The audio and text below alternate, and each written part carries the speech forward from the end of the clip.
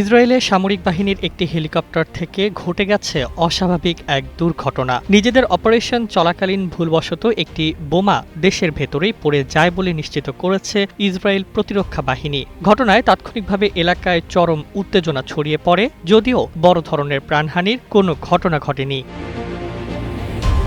IDF জানায়, হেলিকপ্টারটি নিয়মিত টহল ও অভিযান চালানোর সময় প্রযুক্তিগত বা মানবিক ত্রুটির কারণে অস্ত্রটি নির্ধারিত লক্ষ্য থেকে সরে গিয়ে উত্তর ইসরায়েলের একটি খোলা এলাকায় পড়ে। ঘটনার পরপরই সেনাবাহিনী দ্রুত ঘটনাস্থলে ঘিরে ফেলে এবং বোমা নিষ্ক্রিয়কারী ইউনিট পাঠানো হয়, যাতে কোনো ধরনের বিস্ফোরণ ঝুঁকি না থাকে।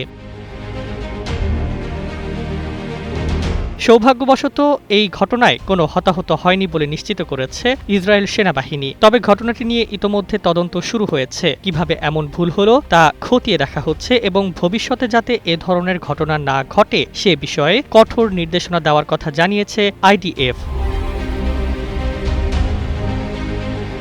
সামরিক বিশেষজ্ঞদের মতে, আধুনিক যুদ্ধ প্রযুক্তি ব্যবহারের পরও এমন ফ্রেন্ডলি ফায়ার বা দুর্ঘটনাজনিত বোমা নিক্ষেপের ঘটনা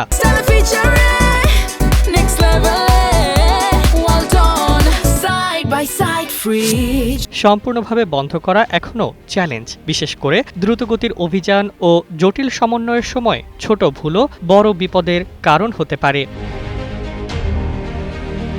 এই ঘটনার পর ইসরায়েলের অভ্যন্তরে নিরাপত্তা ব্যবস্থা ও অস্ত্র ব্যবস্থাপনা নিয়ে নতুন করে আলোচনা শুরু হয়েছে। অনেকেই বলছেন, যুদ্ধ পরিস্থিতিতে এমন ভুল শুধু সামরিক ঝুঁকি নয়, সাধারণ মানুষের নিরাপত্তার জন্যও বড় হুমকি তৈরি করতে পারে। সব মিলিয়ে একটি ছোট প্রযুক্তিগত বা মানবিক ভুলই যে বড় ধরনের বিপদের কারণ হতে পারে, এই ঘটনা আবারও তা স্পষ্ট করে দিয়েছে। Desk report, Bangladesh bulletin.